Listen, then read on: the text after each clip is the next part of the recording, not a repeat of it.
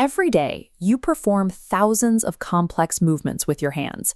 You crush soda cans, firmly grip steering wheels, and rapidly type on keyboards. Because the action happens at the fingertips, it is completely natural to assume the physical power driving these movements is generated right there inside the fingers.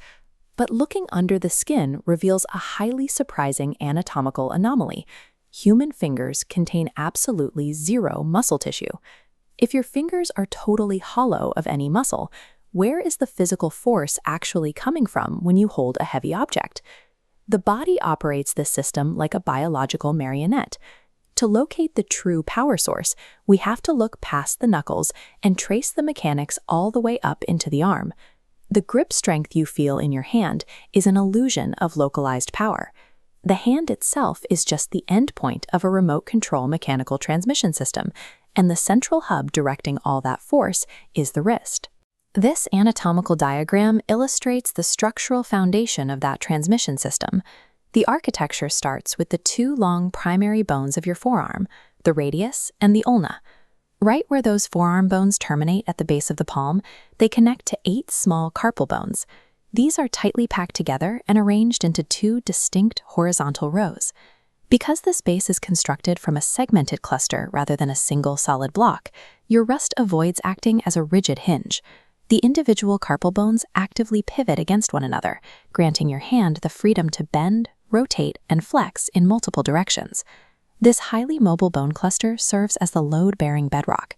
It provides the exact structural stability necessary to receive and route the massive kinetic forces generated much further up the arm. Those kinetic forces originate from the actual engines driving your grip, a network of large, powerful muscles housed entirely within the upper forearm. To bridge the gap between the forearm engines and the fingers, your body uses high-tensile cables known as flexor tendons. These cables thread downward from the arm muscles, cross directly over the wrist joint, and anchor firmly into your fingertips. When you decide to close your fist, your forearm muscles contract. They pull these cables taut, transferring kinetic energy in a straight line from your arm directly to your fingertips.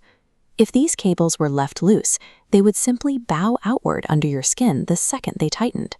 To prevent this, the body routes them through a series of natural, lubricated sheaths and thick fibrous rings called anatomical pulleys. As the forearm muscles pull linearly backward, these fibrous rings successfully catch and redirect the tension.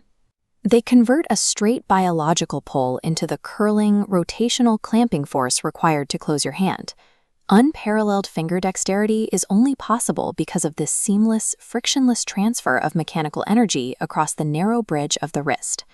This wrist cross-section reveals a severe spatial vulnerability. Every cable passes through a constrained biological gateway, the carpal tunnel.